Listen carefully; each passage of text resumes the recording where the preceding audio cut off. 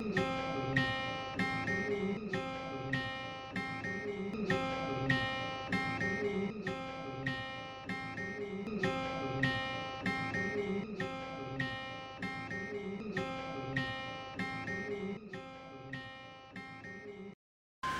আলাইকুম সুপ্রিয় শিক্ষার্থী, আমরা দশম শ্রেণীর উচ্চতর গণিত ক্লাসে আবার উপস্থিত হয়েছি। আজকে আমরা আলোচনা করব আমাদের অনুশীলনী 13 অর্থাৎ ঘন জ্যামিতির বিশেষ কিছু সূত্র নিয়ে। সবার আগে আমরা জানার চেষ্টা করি যে ঘন জ্যামিতি যে নির্ণয় করব এই ঘনবস্তুগুলা কি, ঘনবস্তুগুলা কেমন আকৃতির হয়ে থাকে, যে আকৃতির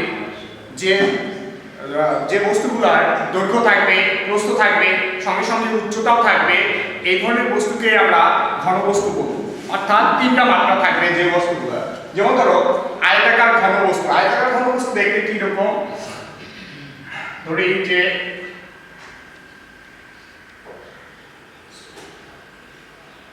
একটা আয়তক্ষেত্র তৈরি করলে বেশি ভালো হয়।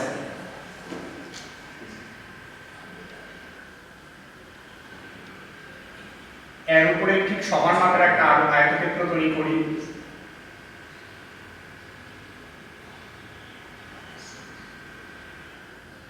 এই কণাগুলো যোগ করে দিলে একটা আয়তাকার ঘনবস্তুর চিত্র পাওয়া যাবে।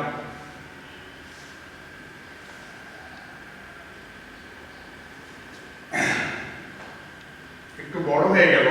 আচ্ছা, আমরা আরেকটু ছোট করার চেষ্টা করি।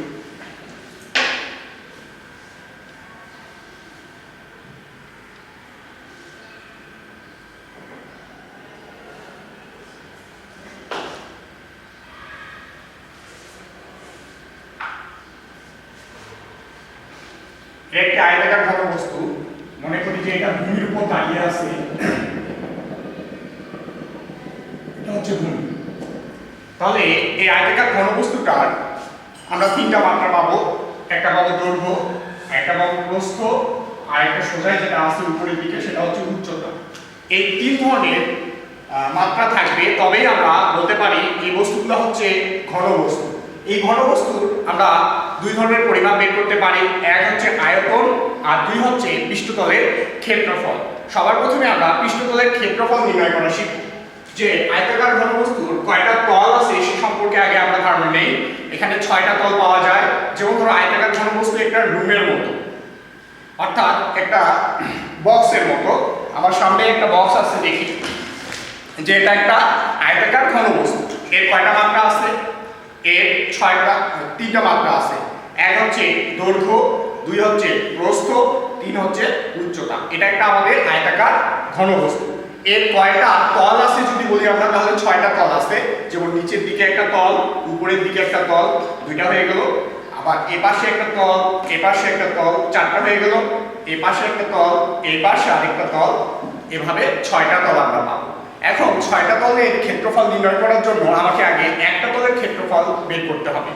তাহলে একটা তলের ক্ষেত্রফল যদি বের করতে চাই, তাহলে এখানে দেখো ভূমিতে যে তলটা আছে সেটার ক্ষেত্রফল বের করার জন্য একটা আছে দৈর্ঘ্য আর একটা হচ্ছে প্রস্থ। আমরা জানি দৈর্ঘ্য আর প্রস্থের গুণ করলে আমরা একটা তলের ক্ষেত্রফল পাই। তাহলে একটা তলের ক্ষেত্রফল হচ্ছে AB। ঠিক সমান পরিমাপে একটা এর সাথে ভূমিতে যে পরিমাণে ক্ষেত্রফল পাবো তার সাতটার ক্ষেত্রফল ঠিক সমান পরিমাপের হবে। তার মানে AB ক্ষেত্রফলের দুইটা তল পাওয়া যাবে। এখন দেখি যে এ পাশে যে তলটা আছে, যার ভূমি হচ্ছে এখানে হচ্ছে দৈর্ঘ্য হচ্ছে কত A, এই উচ্চতা হচ্ছে C, এই দুইটার গুণ করলে আমরা এ পার্শ্ব তলটার ক্ষেত্রফলটা পাবো। তাহলে আমরা পাচ্ছি এখানে A গুণন C। ঠিক এ পাশে যে তলটার ক্ষেত্রফল আছে ঠিক সমান পরিমাপে তার বিপরীত পাশে একটা তল পাওয়া যাবে, সেটার ক্ষেত্রফল বের হবে AC। অর্থাৎ দুইটা AC তল পাওয়া যাবে। এরপরে আরেকটা তল দেখি, যে এটাকে আমরা যদি দৈর্ঘ্য হিসেবে বিবেচনা করি, এটা প্রস্থ হিসেবে বিবেচনা করি, তাহলে এই পাশে তলটার ক্ষেত্রফল পাওয়া যাচ্ছে BC। কারণ এটা হচ্ছে B, এটা হচ্ছে C। ঠিক তার বিপরীত পাশে আরো একটা সমান পরিমাপে তল পাওয়া যাবে, সেটার ক্ষেত্রফল তৈরি হবে BC। সুতরাং 2BC। আমরা টোটাল এখানে, তাহলে এখানে দুইটা তল, এটা দুইটা তল, দুইটা তল, টোটাল আমরা পাচ্ছি এখানে 6টা তল। এই 6টা তলের ক্ষেত্রফল আমরা যোগ করলে সমগ্র তলের ক্ষেত্রফল পাবো। আয়তাকার ঘনবস্তুর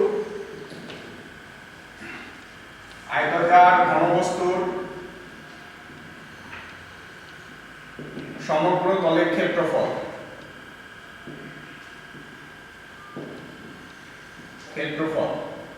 তাহলে আমরা কি পাচ্ছি 2AB plus 2BC plus 2CA। আমরা সব জায়গায় 2 দেখতে পাচ্ছি। এই 2 গুলাকে আমরা কমন নিলে কি হয়ে যাবে, যে সামনের 2টা কমন চলে আসবে।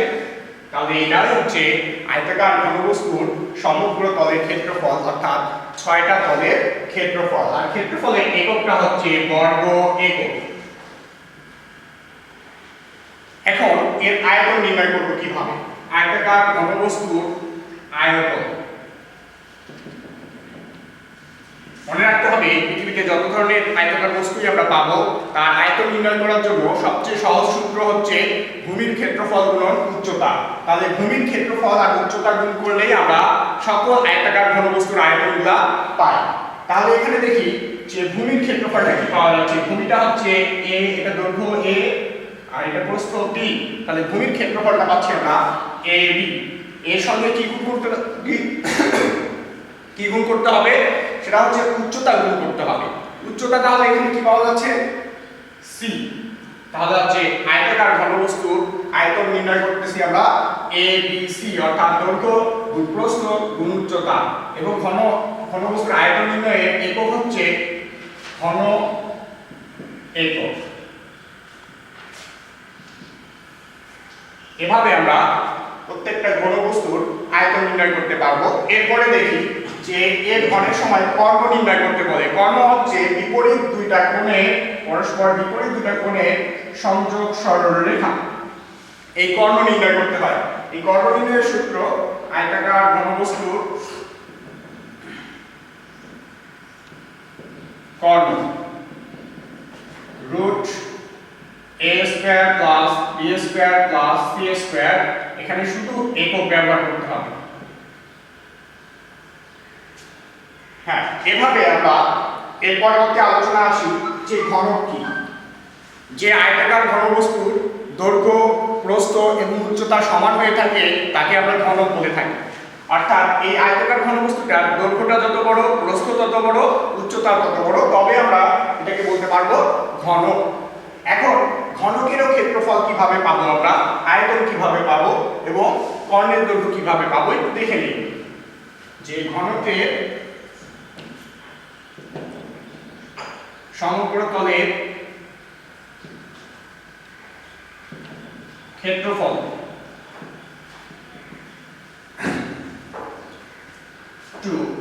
দেখো এখানে 2 লিখলাম।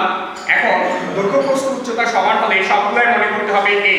দৈর্ঘ্যটাও a, প্রস্থটাও a, উচ্চতাটাও a। তিনটাই যদি a হয় তাহলে এখন আমরা কি পাবো? তাহলে এখানে পাচ্ছি এটা a গুণ করলে কি হবে a স্কয়ার। এটাও a, এটাও a, তাহলে এখানেও পাবো a স্কয়ার, এখানেও a স্কয়ার। তাহলে a square a square a square যোগ করলে কি পাচ্ছি আমরা 3a স্কয়ার। আর 3a স্কয়ারের সাথে 2 গুণ আছে, তাহলে গুণ করলে আমরা পাবো 6a স্কয়ার। এত বর্গ একক।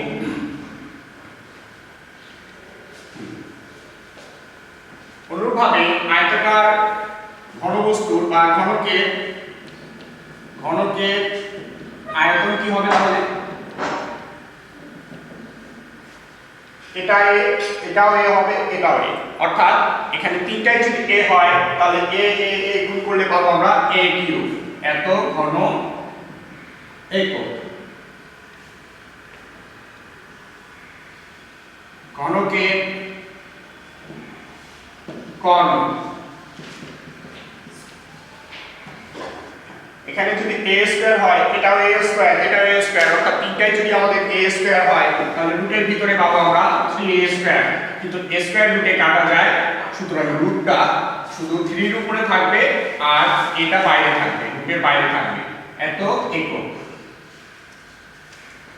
এভাবে আমরা খুব সহজেই মনে রাখতে পারি আয়তাকার ঘনবস্তুর ক্ষেত্রফল, আয়তন, কর্ণ, ঘনকের ক্ষেত্রফল, আয়তন, কর্ণ।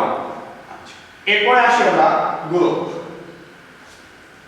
গোলক গোলকের ক্ষেত্রে আমরা জানি যে এটা একটা বৃত্তের মতো, কিন্তু ঘটনা হচ্ছে বৃত্তটা একটা তলের উপর অবস্থিত হয় আর গোলকটা একটা ফুটবলের ন্যায় বস্তু, অর্থাৎ গোলাকার বস্তু, এটা হচ্ছে গোলক। আর যদি বৃত্ত বলি, বৃত্তটা শুধুমাত্র একটা পৃষ্ঠতল বা একটা পেজের উপর অঙ্কন করা সম্ভব হয়। এখন দেখি গোলকের ব্যাসার্ধ যদি r হয়, ধরলাম যে গোলকের ব্যাসার্ধ যদি r হয়, সেক্ষেত্রে এই গোলকের পৃষ্ঠতলের ক্ষেত্রফলটা কত?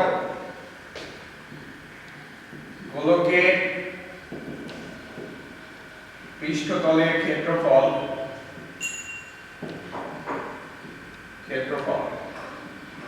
আমরা জানি বৃত্তের ক্ষেত্রফল হচ্ছে পাই r স্কয়ার। বৃত্তের ক্ষেত্রফল হচ্ছে পাই r স্কয়ার।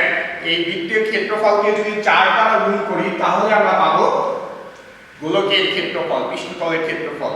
অর্থাৎ একটা ফুটবলকে আমরা যদি কেটে কেটে এর বিভিন্ন জায়গাগুলো আলাদা করি, তাহলে ওই মাপের, ওই বৃত্তের মাপের 4টা বৃত্ত পাওয়া যেতে পারে।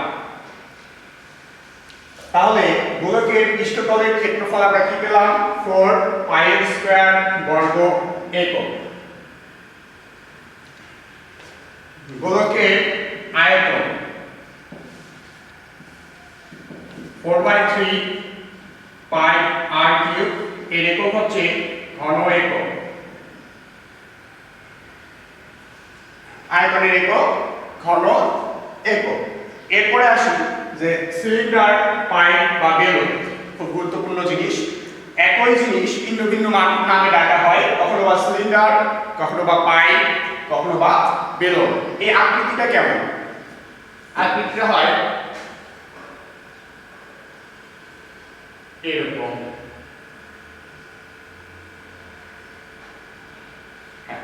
এটাকে বলা হচ্ছে ব্যাসার্ধ। এটাকে বলা হচ্ছে ব্যাসার্ধ, অর্থাৎ বেলুনের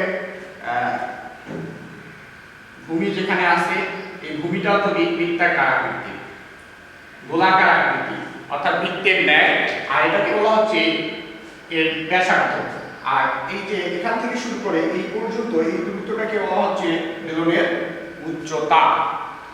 এখন ঘটনা হচ্ছে এর বিভিন্ন অংশের ক্ষেত্রফল এবং আয়তনের সূত্রগুলো আমরা মনে রাখবো কিভাবে। এর বক্রতলের ক্ষেত্রফলটা আগে দেখি আমরা। একটা পাইপ বা বেলুন, এই বেলুনের পুরো যে গোলাকার রেখাটা, এই গোলাকার রেখাকে আমরা কি বলি? বৃত্তের গোলাকার রেখাকে বলি পরিধি। পরিধি নির্ণয়ের সূত্র কি? 2 পাই r।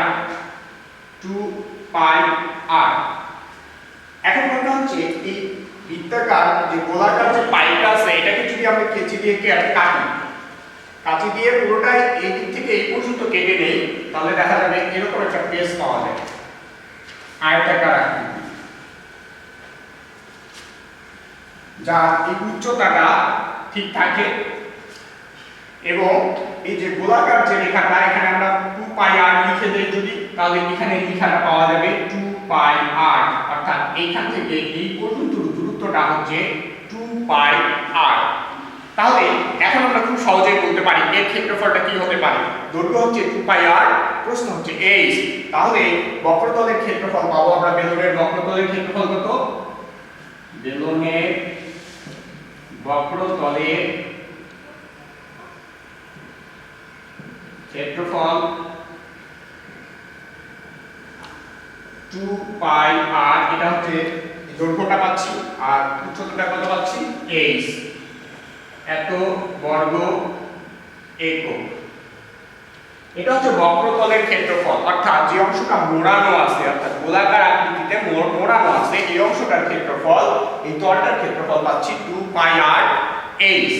এখন দেখি এখানে যদি বলা হয় বেলুনের সমগ্র তলের ক্ষেত্রফল, এখানে কতগুলো তল উপস্থিত আছে সে সম্পর্কে আগে জানার চেষ্টা করি। এখানে একটা বৃত্তাকার তল দেখি, এটা হচ্ছে একটা বৃত্তাকার তল, ভূমিতে আছে ঠিক সমপরিমাণ, তার উপরেও আছে একটা আরেকটা বৃত্তাকার তল। তার মানে দুটা বৃত্তাকার তল পাওয়া যায় একটা বেলুনে। এখন এই বৃত্তাকার তলের ক্ষেত্রফলটা কি? বৃত্তের ক্ষেত্রফল কি? আমরা জানি বৃত্তের ক্ষেত্রফল হচ্ছে পাই r স্কয়ার। তাহলে বেলুনের সমগ্র তলের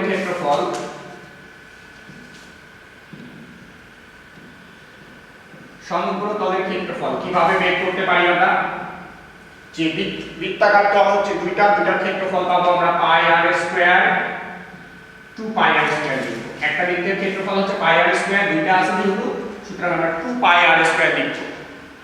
এরপরে এর সঙ্গে যুক্ত করে দিব যে মোড়ানো আছে যে অংশটা, সেই অংশটার ক্ষেত্রফলটা, অর্থাৎ বক্রতলের ক্ষেত্রফল পাই আর 2 পাই, এই যেখানে বের করছি আমরা 2 পাই আর এক্স, তবেই আমরা পাবো সমগ্র তলের ক্ষেত্রফল। এখান থেকে দেখি আমরা কি কি কমন নিতে পারি। 2 কমন আসলো, তারপরে পাই কমন আসলো, আর এখানে একটা আর আছে, এখানে একটা আর আছে, আরো কমন আসে, তাহলে এখানে একটা আর থাকবে, প্লাস 2 কমন, পাই কমন, আর কমন, আর এইচ থাকে। তাহলে এই সূত্রটা হচ্ছে আমাদের বেলনের সমগ্র তলের ক্ষেত্রফল নির্ণয়ের সূত্র, অর্থাৎ একটা বক্রতল এবং দুইটা বৃত্তাকার তল এর সমস্ত তলের ক্ষেত্রফল নির্ণয়ের সূত্র এত বর্গ একক। এরপরে আমরা আসি আয়তন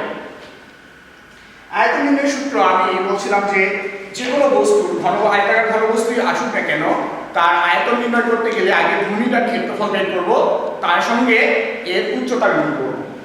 এখন একটু খেয়াল করি যে এটা যে ভূমিটার উপরে দাঁড়িয়ে আছে সেটা কি আকৃতি? বৃত্তাকার আকৃতি। তাহলে এই বৃত্তাকার আকৃতির সঙ্গে উচ্চতা গুণ করে নিলে আমরা পেয়ে যাব এর আয়তন। তাহলে বেলনের আয়তনের সূত্রটা কি হতে পারে?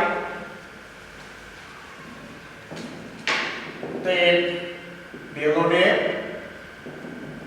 আয়তন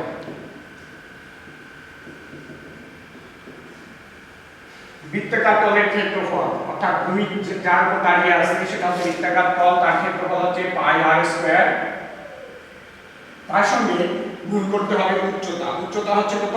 এইচ, এত ঘন একক। এভাবে আমরা বেলনের আয়তন এবং ক্ষেত্রফল নির্ণয়ের সূত্রগুলো মনে রাখতে পারি। এরপরে আসি আমরা যে কোনকের সূত্রগুলো কিভাবে মনে রাখবো বা লিখে দিতে পারি। কোনক দেখতে কেমন? কোনক দেখতে এরকম, যার বৃত্তটা হচ্ছে, ভূমিটা হচ্ছে বৃত্তাকার আকৃতির, অর্থাৎ এই মাপার জন্য যে এক ধরনের চুষি ব্যবহার করা হয়ে থাকে সেগুলা এই কোনক আকৃতির, যার উপরের এই অংশটা বৃত্তাকার আকৃতির হয়ে থাকে এবং এরকম ত্রিভুজের মতো করে নিচের দিকে নামানো থাকে। ধরে নেই যে ভূমিটা যে বৃত্তাকার আকৃতির আছে, সমবৃত্ত ভূমির কোণক, এর ব্যাসার্ধটা আর, ভূমির ব্যাসার্ধ আর, এবং ঠিক উচ্চতা, এই উচ্চতা হচ্ছে এইচ, আর এটাকে বলা হয় হেলন তল। এই অংশটা, এই হেলন তলের দৈর্ঘ্য আমরা কিভাবে পেতে পারি? হেলন তলের দৈর্ঘ্য একটু ভালো করে খেয়াল করি। এই হেলন তলটা একটা সমকোণী ত্রিভুজের, খুব ভালো করে লক্ষ্য করি, একটা সমকোণী ত্রিভুজের অতিভুজ। সুতরাং হেলন তলের দৈর্ঘ্য m নির্ণয় করা যাবে অতিভুজের মতো করেই, h square plus r square, এই সূত্র দ্বারা। অতিভুজ যেভাবে বের করে ঠিক সেভাবে আমরা এই হেলন তলের দৈর্ঘ্যটা বের করতে পারি। কোনকের বক্রতলের ক্ষেত্রফলটা কি দেখি। কোনকের বক্রতলের ক্ষেত্রফল,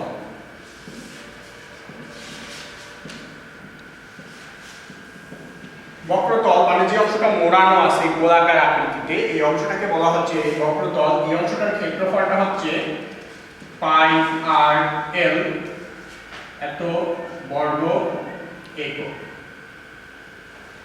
কোনকের সমগ্র তলের ক্ষেত্রফল তাহলে কি হবে? কোনকের সমগ্র তলের ক্ষেত্রফল,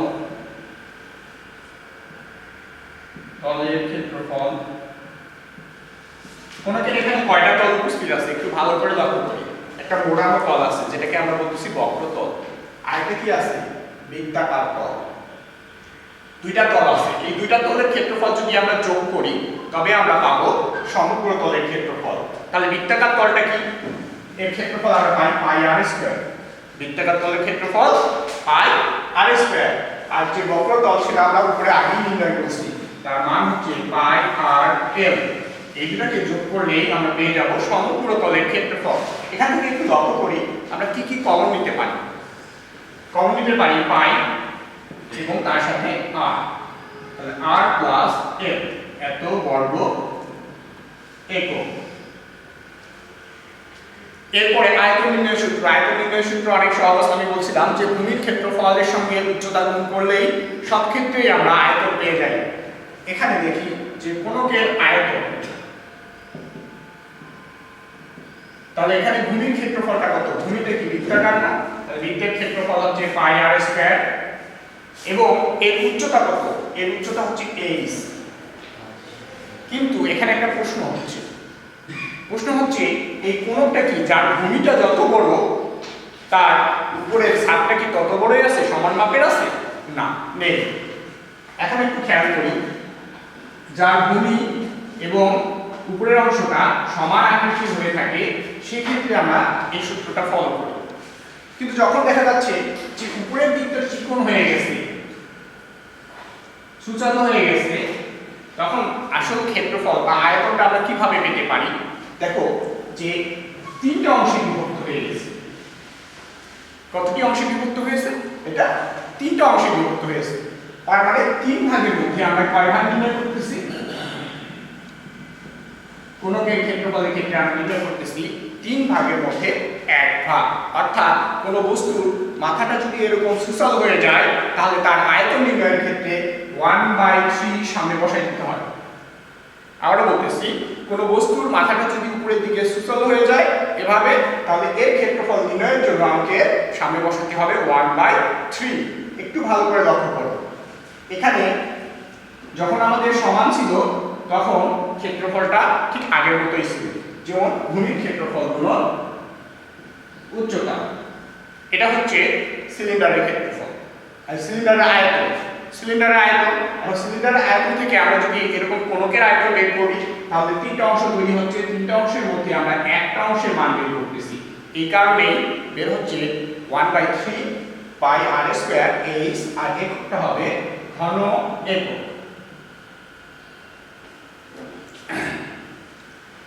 এরপরে আসি যে প্রিজম দেখতে কেমন? প্রিজম বিভিন্ন আকৃতির হতে পারে। ভূমিটা বহুভুজ আকৃতির, বিভিন্ন বহুভুজ আকৃতির হতে পারে সেটা ত্রিভুজ আকৃতির, হতে পারে সেটা পঞ্চভুজ আকৃতির, হতে পারে সেটা ষড়ভুজ আকৃতির। যাই হোক, এরকম ভূমি থাকলে তার উপরের ছাদটাও ঠিক একই রকম থাকে প্রিজমের ক্ষেত্রে।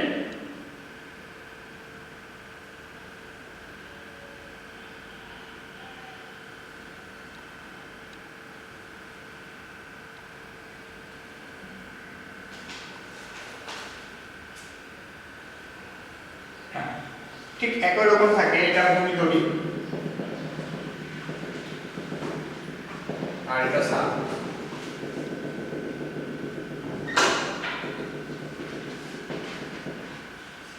এখন এই প্রিজমের সমগ্র তলের ক্ষেত্রফলটা আমরা কিভাবে পেতে পারি? এখানে কয়টা তল আছে দেখি। প্রিজমের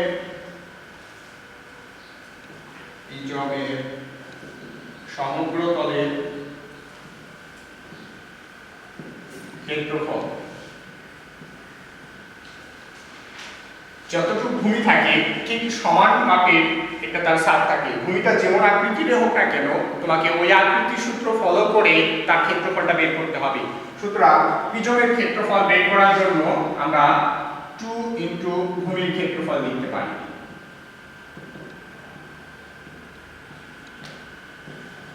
এবং এর পার্শ্ব তলগুলোর ক্ষেত্রফল কিভাবে পাওয়া যায়? মনে করো একটা রুম আছে, আমাদের এই রুমটার আমরা ওয়ালগুলোর ক্ষেত্রফল বের করব। ওয়ালগুলোর ক্ষেত্রফল বের করতে চাইলে আমরা প্রত্যেকটা ওয়ালকে যদি কেটে কেটে এক লাইনে সারিবদ্ধভাবে বসাই তাহলে দেখা যাচ্ছে তার পরিসীমা যত পাওয়া যাবে ঠিক তার দৈর্ঘ্যটা তত পাওয়া যাবে।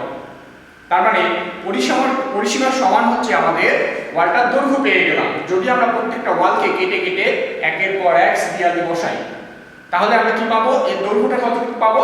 যে ঘরটার পরিসীমা যতটুকু ততটুকু আমরা দৈর্ঘ্যটা পাবো। এবং তার উচ্চতাটা খুবই থাকবে, আগের মতোই থাকবে না। এখন চিন্তা করি ওই ওয়ালটার ক্ষেত্রফল বের করার জন্য আমরা কি করব, নিচের যে সোজা যে দৈর্ঘ্যটা পাচ্ছি অর্থাৎ আমাদের রুমের পরিসীমার সমান যে দৈর্ঘ্যটা পাচ্ছি সেটা নিব, তার সঙ্গে কি নিব, ওয়ালের উচ্চতাটা নিব। তাহলে আমরা পুরো ওয়ালগুলোর ক্ষেত্রফল পেয়ে যাব। তাহলে ওয়ালের ক্ষেত্রফল বের করার জন্য বা পার্শ্বতলের ক্ষেত্রফল বের করার জন্য সূত্র হচ্ছে ভূমির পরিসীমা গুণন উচ্চতা। অর্থাৎ এখানে যতগুলোই ওয়াল থাক না কেন প্রিজমের মধ্যে সব ওয়ালগুলোর ক্ষেত্রফল বের করতে পারবো কিভাবে, যে ভূমির পরিসীমা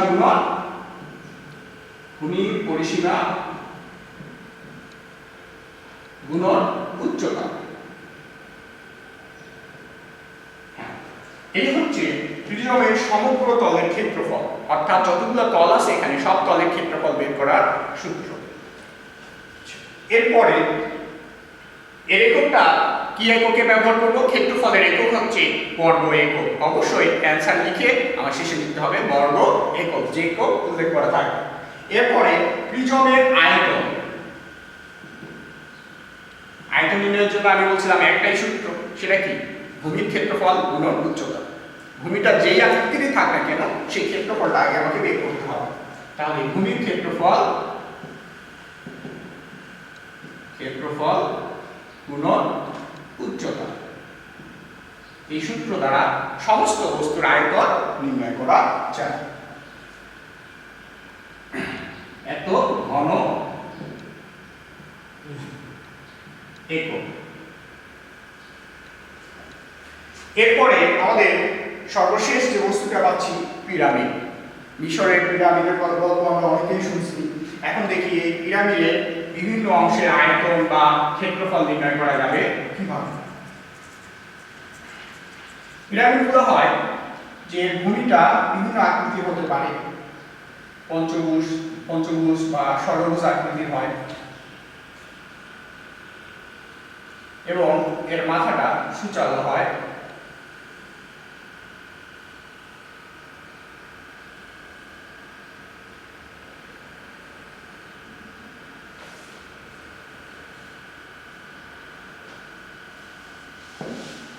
এরকম যে পিরামিডের আকৃতিটা হচ্ছে এরকম যে ভূমিটা তার বিভিন্ন বহুভুজ আকৃতির হতে পারে আর মাথাটা কি হয়, সুচালো হয়।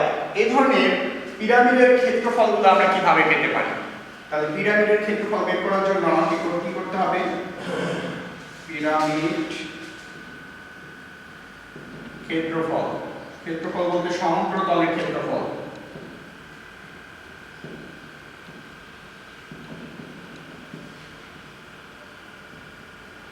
সবার প্রথমে আগে ভূমিটার ক্ষেত্রফল বের করব। ভূমির ক্ষেত্রফলের সূত্র আমরা বিভিন্ন সূত্র ব্যবহার করে ভূমির ক্ষেত্রফলটা আগে বের করার চেষ্টা করব। তাহলে ভূমির ক্ষেত্রফল যোগ ভূমির ক্ষেত্রফলের সঙ্গে আবার ঠিক ওয়ালগুলোর ক্ষেত্রফল বের করব। ওয়ালগুলোর ক্ষেত্রফল বের করার জন্য আমাদের যে পার্শ্বতলের উপর অবস্থিত একটা ত্রিভুজ আছে সেই ত্রিভুজগুলোর ক্ষেত্রফল বের করতে পারি। তাহলে ত্রিভুজের ক্ষেত্রফল গুলা বের করব, অর্থাৎ এভাবে ভূমির পরিসীমা লিখি, ভূমির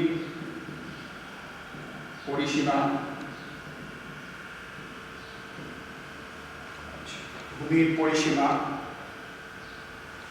গুণন হেলন তলের উচ্চতা।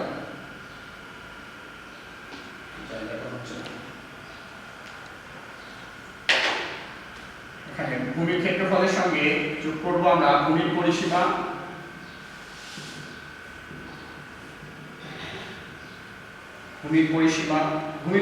বলতে পুরো ভূমিটাকে বোঝাচ্ছি। এই পুরো ভূমিটাকে এর পরিসীমাটাকে বোঝাচ্ছি। এর সঙ্গে কি করব, হেলন তলের উচ্চতা, যে তলগুলো হেলে আছে অর্থাৎ এই হেলন তলগুলো কি আকৃতির সেটা আগে জানতে হবে আমাকে। হেলন তলগুলো কি আকৃতির আছে, এখানে ত্রিভুজ আকৃতির। তাহলে ভূমির পরিসীমা যখন বের করতেছি প্রত্যেকটা ত্রিভুজের ভূমিগুলোর সমষ্টি বের করতেছি আমরা। তাহলে ভূমি পেলাম, এর সঙ্গে আমরা হেলন তলের উচ্চতা গুণ করব। হেলন তলের উচ্চতা